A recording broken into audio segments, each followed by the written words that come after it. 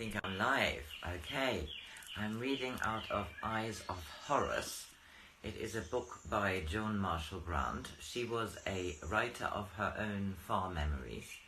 This was a reincarnation of hers as Ra, who is the son of a priestess of Ra and an heir to the nomarch of the Oryx. He realizes how corrupt Egypt is, and he travels through the land to see who could be part of the Watchers, who is going to be the group who is trying to defy the corrupt Egypt. We are here in the fifth part of this book, and I think it's chapter 4, entitled Weighing of a Heart. To my intense relief, Ramois had signified his approval when I told him of the Watchers. I had been afraid that his conventional outlook might have prevented his seeing that conspiracy was necessary if the greatness of Egypt were to be restored. But when I told him that under the new authority his dream of reorganizing the barter system could become reality, he displayed something more near to enthusiasm than I had thought possible for so dry a man. After lengthy consultation with Mary, I decided not to tell him about Kias. He might have been able to see the vital role she was playing, but I was afraid of testing his belief too far. Knowing I had a sister, he was a little surprised that she was not coming to the royal city for the marriage, but I explained this by saying that in my absence she helped our father in the administration of the nome, and he was reluctant to spare her until I returned. The day of our marriage had been appointed when our betrothal was announced. Already the preparations were nearly completed, and immediately after the wedding, Mary and I would leave for the Oryx. Ramois was given his daughter a magnificent marriage portion, and to do my father further honor, the tallies on which this was enumerated were scribed on ivory tablets which fitted into a small ebony casket. As each tablet was prepared, he showed it to me. From his estate in the north, 500 cattle, 40 rolls of fine linen, 60 pieces of woolen cloth, 200 jars of wine, 12 boxes of foreign spices. From his treasure room, 8 elephant tusks, each not less than 3 cubits in length, 4 collars of gold, 2 of silver, 6 of electrum, 100 ostrich feathers. As personal ornaments to Mary, 10 bracelets of various designs, 12 headdresses, 18 necklaces, 6 clasps for cloaks. All these of the finest craftsmanship, made from gold or silver, with enamel, turquoise, lapis lazuli, rose quartz, or amethysts to further enhance them. 10 chests to hold her clothes, each painted in her favorite designs, mostly river scenes with fish and birds. She had 100 dresses in mist linen, all finely pleated, 40 pairs of sandals, all colored or gilded leather, studded to match her bracelets, a great quantity of tunics, shifts, warm robes, and winter cloaks. Also sufficient furniture for 3 rooms, these made by craftsmen who worked for the royal house. To transport all this, he had given her 6 baggage carts, each with 2 span of oxen. With her would go 3 of her personal attendants. The eldest of the 4 was betrothed and wished to stay in the royal city, 2 female servants, 4 litter bearers, and 8 rowers for the little pleasure barge he had especially built for us. I was impatient of every moment which separated me from Mary, and I grew daily more anxious because Kias had not come to a final decision about Menhet, for I was determined somehow she must be on her way back to the safety of the Oryx before I left the city. When I stressed the urgency of this, Kias seemed to think it unimportant. I came here alone, she said, and when the time comes I shall find my way home alone, if need be. Don't spoil your happiness by worrying about what's going to happen. I know Menhet, and you don't. Even if he knew I was a spy, I think he would still protect me. You're not falling in love with him, are you? No, I wish I were. In many ways it would make everything so much easier. I'd marry him then, thinking that my influence would make him a wise holder of the crook and flail. Then why don't you marry him? It wouldn't be betrayal if you did it, because you loved your country better than yourself. The dynasty would be safe with you. Couldn't you, Kias? No, but not for the reasons I once gave you. If I thought I could bring tranquility to Egypt by becoming her queen, I should do so even if Menhet were a monster. But it wouldn't be any use, Ra. He thinks he loves me, but he doesn't really, for I don't love him. And where there is a real link, it must be recognized by both. I'm only the first thing he has asked for, which has not been given to him, and that makes me seem terribly desirable. But if I were his wife, I should soon have no more power than any other woman. Perhaps for a year he might listen to my counsel, and even in expecting so much, I may overrate myself. Then, though I were the royal wife, it would be as though he ruled alone. And even if I never lost my influence over him, what would happen if I died? No, Rahab, it wouldn't be any use for me to marry him.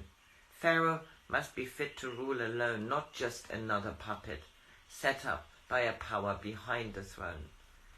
Wife or vizier puppet set up by a power behind the throne, and wife or vizier can never be enough. A mind which is only a channel for another person's idea is open to false suggestions. The whisper of power and yet more power for its own sake, even more insidious than the flattery of sycophants. Then why do you hesitate to return to the oryx? You have decided that Menhet cannot rule, that Rodan is right to choose the vizier. You must go home at once, for your work here is finished. I'm not sure, Rab. I'm not sure. Can you see that this is a most terrible decision? Menhet is a brilliant soldier, and your royal army will never falter in their allegiance to him. I have tried to bring him to our way of thinking, and if I fail, thousands of our countrymen will die. I shall have killed them because I was not wise enough with words. For what I am trying so desperately to do is to make him see wisdom, so that he will recognize for himself that it is better for the vizier to rule and for him to be captain of captains. If I fail you may die. If I fail, you may die, Raab, when you lead the oryx into battle. Your blood and Mary's tears will flow because Kias thought she was more clever than she proved to be. It was a relief that a few days later I heard a messenger had arrived for Hotabra to say that Hanuk was coming to join me and would reach the royal city the following day. Hanuk was older and wiser than I, and Kias might find more comfort in his counsel than she did in mine. He came with me when we next saw the light in Kias' window, before dawn on the day after his arrival. When I saw them together, I was doubtly thankful that he was there to help her. She was pale and very tired, in a loose robe of yellow linen. With her hair bound, she looked too young for so great a responsibility. I thought I should be able to decide, Hanot, but I can't. One moment I'm sure that Menhet must not be Pharaoh, and then I see Egyptian soldiers killing each other, both sides believing they're fighting for Egypt and that her fields will be yet more fertile when their blood is shed. If Menhet were evil, the decision would be easy, but he's not evil. He's strong and brave and a magnificent soldier. He is kind and generous. Any of his men would die for him without a question. Then why shouldn't he rule us? Because he has no wisdom except in strategy. Because he will not realize that conquest by the sword cannot bring peace, unless the sword is only the dregs at the bottom of a cup of living wine. It is easy for some to get him to talk of what he means to do when he's Pharaoh. He knows and therefore hates the royal heir, and is determined to kill him rather than let him rule when Pharaoh dies. Of course I dare not tell him of the Watchers, but I pretend that what they are going to bring about was my idea of how Egypt should be ruled. He agreed that the laws were sometimes wrongly administered, and that many of the overseers were corrupt. He said one of his first actions as Pharaoh would be to put many of the officials to death. But he has only one standard by which to judge those he will put in their places. They must be his friends, of whose personal loyalty he is assured. He knows that the greater part of the wealth of the country is held by dishonest nobles. But he says that under his rule the country will prosper, and the granaries will never be empty. I told him how the people in the little villages suffer when there is famine, and of how they are oppressed. He listened and asked me to tell him more. For a little while I thought he might become a watcher, and wondered why I did not love him. He declared that the overseers should be punished without mercy for what they had done. His justice is all punishment, and only blind allegiance to himself will ever be rewarded. I asked him whether he did not prefer an honest man who was not afraid to tell him when he was wrong, to one who offered praise without conviction. He laughed and said, "Little Kias, I'm talking of the future when I'm Pharaoh. How can Pharaoh do wrong?" That is why he must never be Pharaoh. Already he doesn't question the rightness of his decisions, and if he held the crook and flail, he would consider himself omnipotent and not even pray to the gods to give him counsel. He has forgotten the meaning of the royal oath. With this crook I will shepherd my people, and with this flail protect them from their enemies. If his people feared no enemy but a foreign invader, he would be able to keep that oath. But if the enemy of peace were among his friends, he would never recognize them. At first I thought he wished for peace for Egypt, as a father wishes for the peace of his children. Then I found he wished for it only so that the country could grow rich and the armies yet more powerful. He would have every nome raised 5,000 warriors instead of only 1,000. Instead of leading his armies only against those neighboring countries who attempt to violate our frontiers or fail to pay their just tribute, he would seek to conquer them, bringing their soldiers here to work our fields so that more Egyptians could follow the soldiers' path and set our boundary steles beyond Babylon. I reminded him of those whose name shall never be spoken, the invaders, who held Egypt for more than 2,000 years. I asked him, might it not be that if you stole land from foreigners, our name in turn would be erased from the monuments? There can be no comparison. Those whose name must never be spoken were not Egyptians. The next day, Hanuk and I renewed our offer to persuade Kias to return to the onyx, but they produced no effect. She said, I keep on believing that tomorrow, always another tomorrow, I shall be able to make Menhad think as we do. He commands a great flow of energy, and properly used it would be of inestimable value. I feel as though I were struggling to open a sluice gate which is too heavy for me to turn. If I succeed, the water will pour into the right channels. If I fail, the aqueduct will be washed away, and destruction come instead of fertility. Egypt has often been threatened by jealous foreigners, and she may be threatened again, even in our lifetime. With Menhad in command of our armies, fear would never cross our boundaries once we had driven it beyond them. Every man is broken if he tries to carry too much power, just as a wooden pillar cracks if the roof beams are of granite. The name of Menhad as the supreme commander of the garrisons would be honored down the centuries, but Menhad, the pharaoh, would become corrupt. I have even suggested that he let his brother rule, for if he agreed to renounce the crown, he might accept the vizier, saying that Menhad, the warrior, would grow weary of the slow routine of audience, but he would not listen. He tried to conform me by saying that his divinity would set no barriers between us, thinking that it was fear of this which prompted me to speak.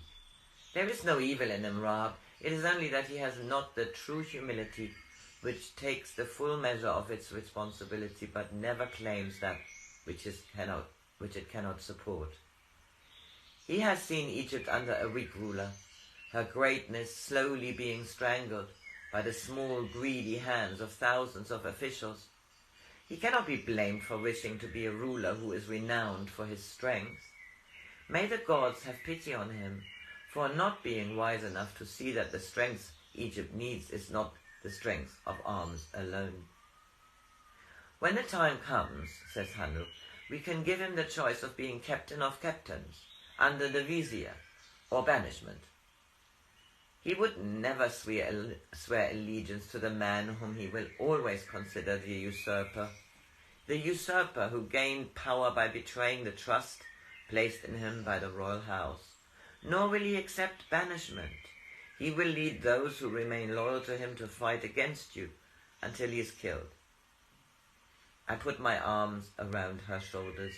He is only one more Egyptian who may die because he is misled.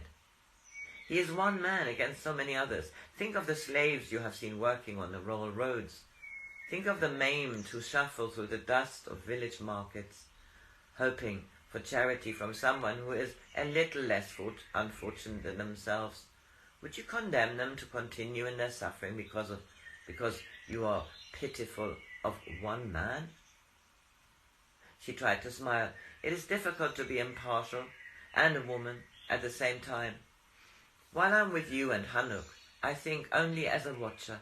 I have only one enemy, and must use every weapon against him until fear has been banished from the land of Egypt.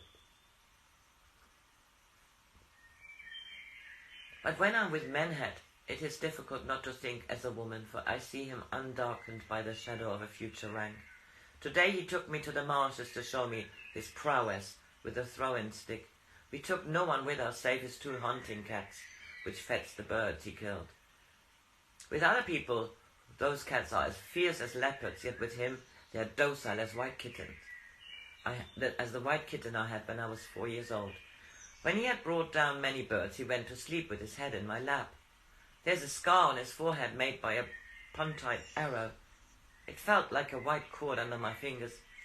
He wasn't a prince then. He was just a young soldier who loved me in his own fashion. He smiled in his sleep and looked so young and defenseless. How could I remember that 10,000 men waited on his command? There was a hunting knife in his belt. I could have slipped it out of his sheath without waking him. I could have driven it into his heart. I should have been a murderess, and worse, a woman who killed a sleeping man who loved her. I had not the courage to do openly what I am doing by more tortuous means. If he had died then, it would have been in peace with a smile on his mouth, but when he does die, it will be as an embittered man who knows that I have betrayed him and that he dies fighting against Egyptians. Those same Egyptians for whom he has so often offered his life in battle. It was 10 days before the wedding when Kias told me, Menhet is going to the northern garrison to see the new fortress which has just been completed. The royal physician has told him it is unlikely that Pharaoh will live more than a year and may die suddenly at any time. Menhet seems certain that the north will support him against the royal heir. I think he is going to consult with some of their captains, and that the new fortress is only an excuse to explain his journey.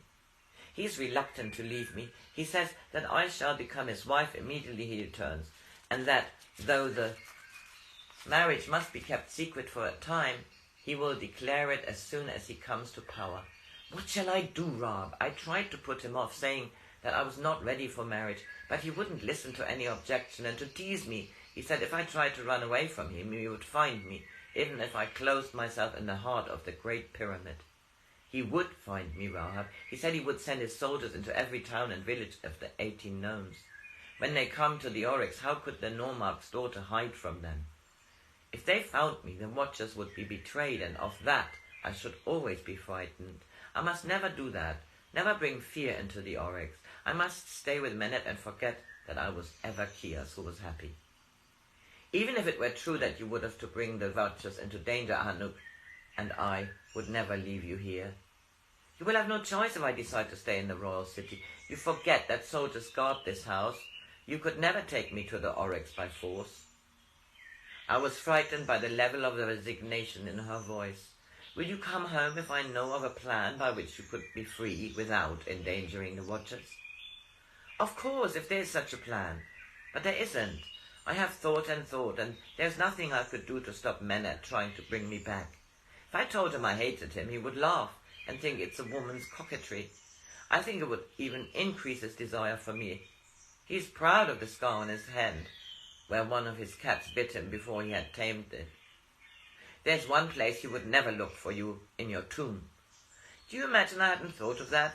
It would not be difficult to die, but to take that escape, while I might still be capable, however little, of helping the watchers, would be cowardice. I've always tried very hard not to be a coward. I did not say that you should die, only that he would not try to bring you back from your tomb. Hanuk and I thought of a plan last night, and it only needs your agreement to put it into action. Menhat leaves for the north tomorrow and expects to be away 14 days.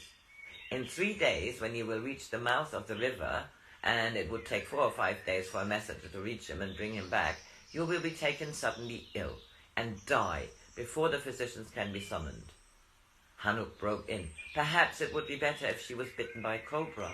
One of the servants could claim to have found it in her bedroom after it had killed her. A dead snake could be kept to show Menet. Yes, that's an improvement on my idea. And then to Kias. Hanuk saw Menet's captain yesterday, the one who belongs to us, and he's not going north with Menet. The moment he hears of your death, he will send for the royal embalmer. That is what his master would wish him to do. You will leave the house of the 4 acacias in a sarcophagus. It will not be the first time that a watcher has travelled in so curious a litter. There are air holes in the lid, and the bearers are Jan's trusted servants. You will remain hidden in the house, in his house, until Mary and I start on our wedding journey. And, as one of the attendants, you will travel with us to the Oryx. The next chapter is Marriage by Ptah.